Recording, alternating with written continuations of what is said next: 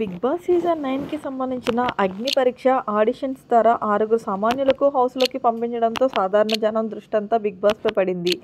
ఎంతైనా మనోళ్ళు మన మధ్యనుంటే మనలాంటి వాళ్ళు బిగ్ బాస్ హౌస్లోకి వెళ్తున్నారంటే అదొక ఎమోషనల్. అందుకే రైతు సింపతితో జనాలు ఏర్పని చేసిన పల్లవి ప్రశాంత్ లాంటి వెన్నుపోటుదారునని కూడా బిగ్ బాస్ విన్నర్ని చేశారంటే ఒకే ఒక్క కారణం, అతడు సామాన్యుడు కావడమే.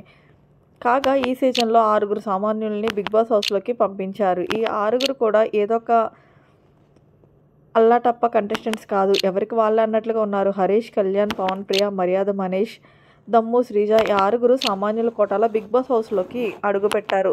బిగ్ బాస్ ఆటకి ముందే అగ్ని పరీక్ష ద్వారా ఓటింగ్స్తో జనాల్లోకి వెళ్లారు. వాళ్ళ ఓట్లు, జడ్జిల సహకారంతో బిగ్ బాస్ హౌస్లోకి అడుగుపెట్టారు. వీళ్ళ ఆట మొదలు పెట్టేసి ఆల్రెడీ 3 వారాలు అవుతుంది. కానీ సెలబ్రిటీల ఆట ఇప్పుడే మొదలయ్యింది.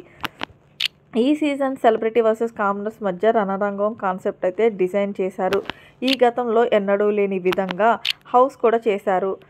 వీరి కోసం 2 భాగాలుగా విడగొట్టారు. అయితే ఎంత సామాన్యులైనా కూడా సెలబ్రిటీలకు ఉండే క్రేజ్ వేరు. వాళ్ళకి ముందే ఫ్యాన్ బేస్ ఉంటుంది. కానీ బిగ్ బాస్ హౌస్లోకి అడుగుపెట్టిన సెలబ్రిటీ లిస్ట్ ఒకసారి చూస్తే ఎక్కరంటే ఒక్కరు కూడా ఈ సామాన్యులను తట్టుకుని నిలబడేటట్టు లేరు. మొత్తం 9 మంది సెలబ్రిటీస్లో రీతు చౌదరి, తనూజ, ఆశా షైని, సంజనా గల్గాని, భరణి శంకర్, ఇమ్మాన్యుయేల్, రాము రాథోడ్, సుమన్ శెట్టి వీళ్ళలో ఒక్కరంటే ఒకరికే ఫ్యాన్ బేస్ లేదు. రీతు చౌదరి, శ్రేష్ఠ వర్మ లాంటి వాళ్ళు కంటెంట్ ఇవ్వగలరు. పైగా ఫాలోవర్స్ బాగానే ఉంది. బట్ ఆ ఫాలోయింగ్ నెగిటివిటీ ఎక్కువగా ఉంది. కాబట్టి ముందే నెగిటివిటీ ఇంపాక్ట్ కలిగిన కంటెస్టెంట్ బిగ్ బాస్ హౌస్లోకి వెళ్ళి పాజిటివ్గా మార్చుకుని బిగ్ బాస్ విన్నర్ అయిన దాఖలైతే రావు.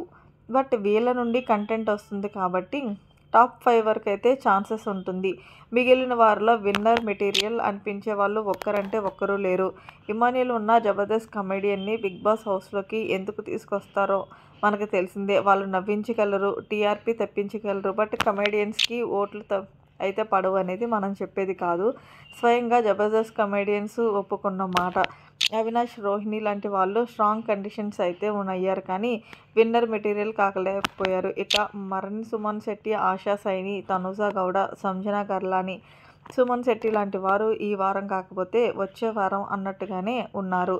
తప్పితే వారి నుండి ఎక్కువ పర్ఫార్మెన్స్ ఆశించలేము. రాము రాథోడ్ ఆట చూడవలసి ఉంది. అయితే హౌస్ మొత్తానికి కలిపి ఆట ఆడిస్తే ఇలా వన్ సైడ్గా గేమ్ ఉంటుందని అంచనా వేసేవాళ్ళం కాదు. కానీ ఎప్పుడైతే సెలబ్రిటీ వర్సెస్ సామాన్యులు అని అన్నారో ఇక్కడే వార్ వన్ సైడెడ్ అని తెలిసిపోయింది. ఎందుకంటే సామాన్యుల కంటే సెలబ్రిటీలు కాస్త మెరుగ్గా ఉన్న రిజల్ట్ మరో విధంగా ఉండేది. కానీ ఇక్కడ సామాన్యుల కంటే కూడా ఈ సెలబ్రిటీలు పెద్దగా క్రేజ్ లేకపోవడం, క్రేజ్ ఉన్న రీతు, శ్రేష్ఠ వర్మ లాంటి 2-3 సెలబ్రిటీలు కంటెస్టెంట్స్పై జనాల్లో నెగిటివిటీ ఇంపాక్ట్ ఉండటంతో వాళ్ళు కంటెస్టెంట్ మెటీరియల్ అవుతారు తప్పితే విన్నర్ మెటీరియల్ కాలేరు. పైగా బిగ్ బాస్ ఓటు వేసేదంతా కూడా సామాన్యులకే కాబట్టి తమలో నుండి బిగ్ బాస్ హౌస్కి వెళ్ళారంటే సామాన్యులకే సపోర్ట్ చేస్తారు తప్పితే సెలబ్రిటీల వైపు మొగ్గు చూపించరు.